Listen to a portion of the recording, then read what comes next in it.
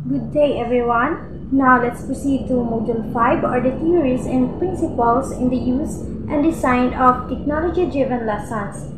Now, let's tackle the Lesson 1, or the Dale's Cone of Experience, which developed by Edgar Dales. But before proceeding to our main discussion, let me introduce to you who is Edgar Dales. So, Edgar Dale was born on April 27, 1900 in Vinson, Minnesota, died on March 8, 1985 in Columbus, Ohio. He earned his bachelor and master's degree in the University of North Dakota. He is also known as the American educator who developed the cone of experience, or also known as the learning pyramid.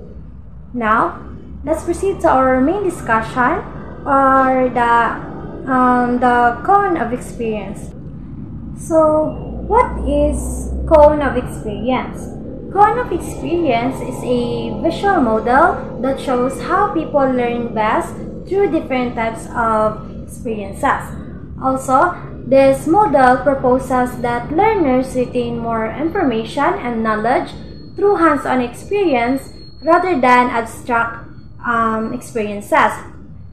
So, before tackling the different types of experiences, let's tackle first the 8 N's of teaching to become a better teacher or effective teacher. So, first is the milieu, and milieu talks about the environment of the classroom. So, teacher must create an engaging and interactive environment where the students feel safe and comfortable. So, kini is dapat ang space or ang classroom is free from distractions, and ang mga furnitures is naka-well arranged so that dili siya kalap tan-awon sa mata sa mga bata and dili ma-distract ang mga bata. And also, ang mga instructional materials is dapat naa siya sa every corner sa isa ka classroom. And also, additional is dapat pod sa milieu as include dira ang imuhang interaction sa ilaha nga dapat polite ang imuhang pag-response sa ilaha so that mao na ang ilang ma-adapt maging polite sila. So, next is matter. Matter refers to the lesson or knowledge that is being taught to your students. So, dapat ang imong mga gina-present or ang imong gina-tackle sa imong mga students in front is dapat tama and kinandali lang masabtan, and dapat master na mo ang imong discussion so that mas dali nila masabtan. Next is method, or the pedagogy of a teacher on how they're going to teach their students. If paunsa nila dali o pasabot ang ilahang ginalason or ang ilahang content sa ilahang mga students. So, materials. So, materials are the learning resources that teachers use to facilitate learning, such as charts, booklets, handouts, and worksheets. So, next is media. We all know that media as means of transmitting and delivering messages. So, useful ang media, maskin sa maskin face-to-face or online class man siya. Okay, if magtudlo ka sa face-to-face, gamit ang media or ang technology, mas makot ang attention sa mga bata. Labo na pagka nang hawad ang imong mga transitions, mga slides nimo. Sa online class pod is makatudlo gyapon ka even wala ka sa schools. Maka-learn gyapon ang mga bata even wala sa sila sa schools. Kaya na ay media. So, motivation. So, it is the way we inspire our students to pay attention on their studies. So, labaw na sa mga students no na kanang kaundang na because the reasons of kanang mga hina daw sila, kanang hindi daw nila kaya. So as a teacher, responsibilidad pud nimo nga i-ano sila, i-motivate sila na magpadayon. So dapat i-complement nimo ilang mga efforts, ano ka sa ilaha, tagan po nimo silang time, supports. So that is motivations. So mastery, complete understanding of the lesson. So as a teacher, dapat master nimo or mas nasabtan nimo ang imong mga lesson na ginatudlo nimo in front sa mga bata, so that kanang mas dagan pa sila ma-learn, mas masabtan nila, and kanang worth it pud ang imong pagtindog sa atubangan o pag-discuss sa ilang atubangan. So next is measurement. So ang measurement is mao ni ang mga assessment na ginahatag nato sa mga students to check if they talaga may na-learn, if na sila yung na-learn sa imuhang pag-discuss everyday. So dara na magsulod ang mga formative quiz, summative quiz, something like that. So now let's discuss the bond of cone of experience. So the first one is the direct purposeful experience. So these are the hands-on experience where learners are actually doing the task or they are learning by doing. So diri nga experience is mismo ilahang kaugalingon ang naga-involve ang nga task. Sila mismo ang nagabuhat. So for example, building a birdhouse, mismo ikaw ang mag-decide. Ikaw mismo ang magbuhat ana nga task. Ikaw mismo ang magbuhat ana. So, next is the contrib experience. So, it is the imitation of reality where we use models and mga simulators to substitute the real experience if the real things are complicated or dangerous. So, for example, gusto nimo maging pilot. So, di ba, pag nimo ana is dili makadayon kanang pa-drive-on og airplane anak dayon kay mang delikado man kay wala pa man ka-experience. So ang buhaton ana sa nagatudlo sa inyo is hatagan mo og ay kanang mag-training pa mo kanang hatagan mo og kanang flight simulator wherein kanang kamo mismo ang nagabuhat nagtumo mag-learn kung paunsa asa ang pinduton diri, unsa imong mga buhaton ani nga para maging better pilot, paunsa siya pag-control, like that. That is the contrib experience. The next one is the dramatized experience. It is learned through role-playing and acting. It is the reconstructed experience that is used to simplify an event or ideas to its important part. So, gitawag siya nga reconstructed experience because nagakuha lang ka og important part sa isa ka stories, film, or movies, nagakuha ka isa ka important part dito, nga kato imong sungdugon og i-portray nimo to siya again sa daghan nga tao or in front. So, kato siya ang dramatized. And also, nakategorize po din siya into two, ang dramatized experience, which is ang acting and observing. Ang acting is mismo actual participation nimo sa daghan nga tao, ikaw mismo ang nag-act. Ang observing is abstract lang siya, katong ikaw lang ang nagatan-aw dito. Ikaw ang audience nga nagatan-aw sa nag-acting. So, mao to siya ang dramatized experience. So, demonstration experience, visualizing an explanation of a process or ideas showing how something is done. For example, kanang mga YouTube tutorials on how to cook, something mga paunsa nila buhaton, kanang mga buhaton sa balay, gina-video nila, paunsa ni siya buhaton, paunsa magtanom, gina-video nila, o kanang kanang mga chef nga ginademo nila paunsa mag-fold of napkins, asa ibutang ang tama butangan sa mga tinidors, sa mga kutsara, mga unsa pa ba dira niya na ang demonstration experience. Ginademo niya or ginatudlo niya paunsa buhaton ng isa ka butang. Next is study trip or field trip. Going out to your school to experience something in real life that cannot be brought into your classroom. For example, going into a farm. So, mga tukag farm, mag-visit mo dito to learn agriculture. Paunsa magtanom, para ma-learn kung saan proper nga pag-alaga sa mga tanom, unsa ang mga klase-klase ng mga pataba sa halaman. So, mo na ilang sa field trip or para maka-learn kag new things nga dili madala sa school. Yes, matudlo man siya sa school, but dili gid siya actual nga ikaw ang makabuhat ana. So next is exhibit. So seeing real objects or models but without interactions. In short, for your eyes only. So example ani is pag mag-ato tawag museum.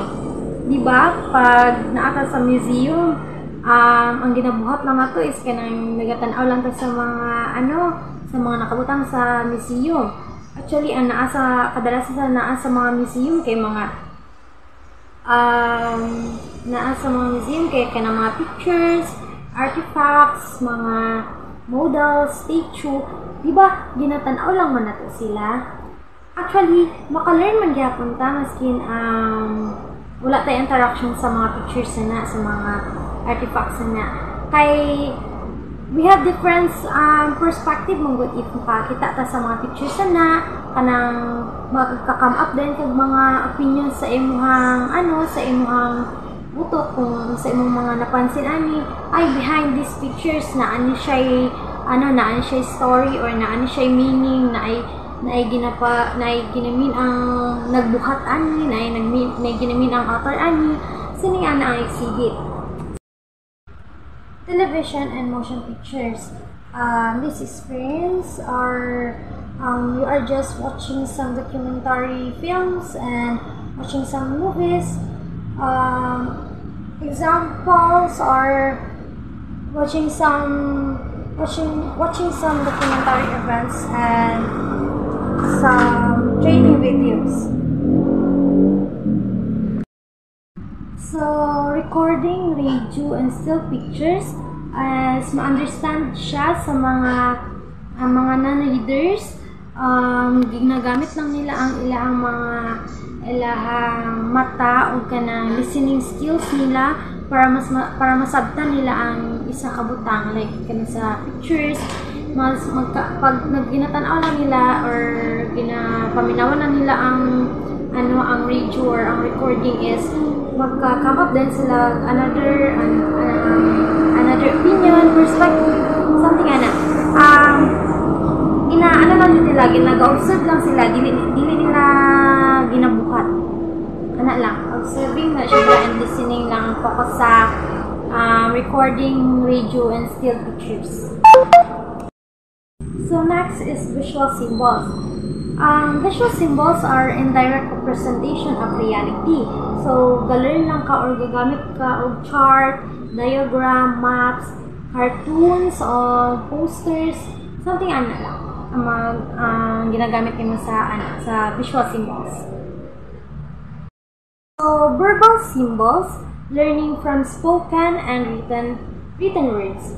So, diri is nag-learn lang ka through textbooks, basa-basa sa mga books, and gapaminaw ka sa mga lectures, mga meetings, ang verbal symbols. So, now let's discuss the Brunner's tree model. So, include diri ang inactive, ang iconic, and symbolic representation. Ang inactive representation is action-based, while ang iconic is image-based, and ang symbolic representation is language-based. So, in the first representation, include dito ang direct purposeful, contrived experience, and the dramatized experience.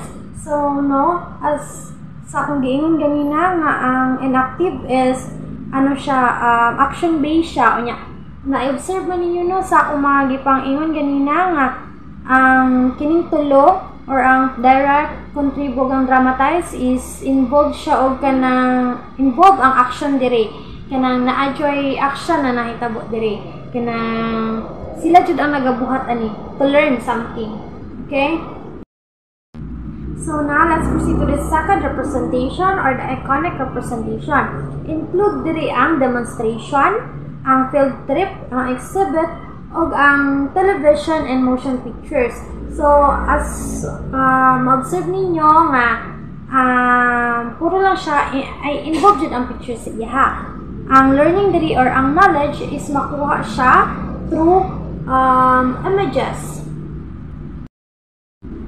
So now let's proceed to the last representation or the symbolic representation. So include na diri ang pictures, recording, read, and radio, ang visual symbols o ang verbal symbols. So kini siya through ano jud siya through spoken, through ginagamitan na jud siya og baog ka ng mata ni mga through visual na lang jud siya. So very abstract na jud kayo siya. Ang symbolic representation. Good day, everyone. I am Isakara T. Impas, and today we're going to talk about the TPAC. TPAC, or Technological Pedagogical Content Knowledge, is a framework that shows for understanding the knowledge teachers needs to effectively integrate technology into their teaching in order for them to effectively teach and engage with the students. It is considered a three-dimension, including technological knowledge, pedagogical knowledge, and content knowledge. First, we have the content knowledge, or the CK. It is the teacher's understanding of the specific subject that they teach, such as science, English, math, or history. Second, the pedagogical knowledge, or the PK. It is the how. It is the method and practices of teaching. It involves combination of teaching styles, assessment technologies, and the understanding of teaching methods and learning process, including how to manage your students. We have the pedagogical content knowledge, or the PCK. It is specialized knowledge teachers possess that blends their understanding of a subject matter with their knowledge effective teaching strategies.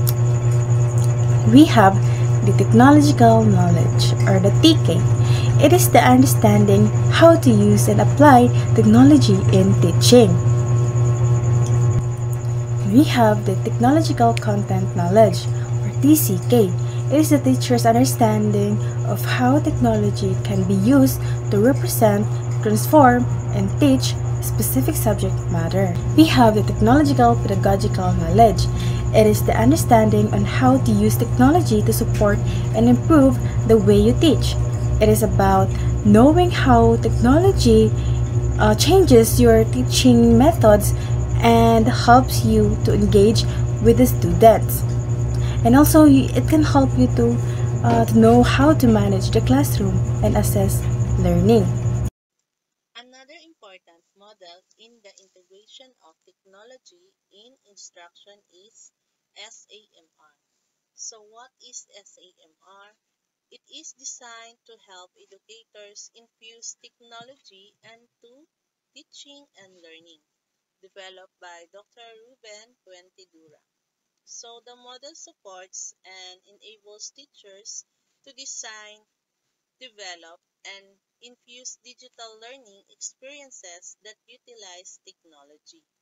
So what is SAMR means? So stands for substitution. So means replacing traditional activities and materials like class lectures or paper worksheets with digital version. For example, instead of using a map or a globe in teaching geography, teachers can use Google Map or Google Earth instead. So showing a location in a map can be substituted by the use of Google Map or Google Earth. So the next is A. So A stands for argumentation. In this part of technology integration, there is functional improvement in the use of technology tool.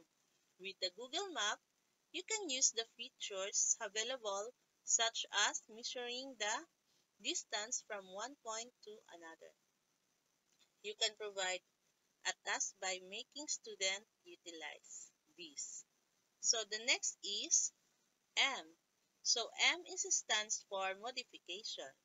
In this level, technology is used to redesign a lesson.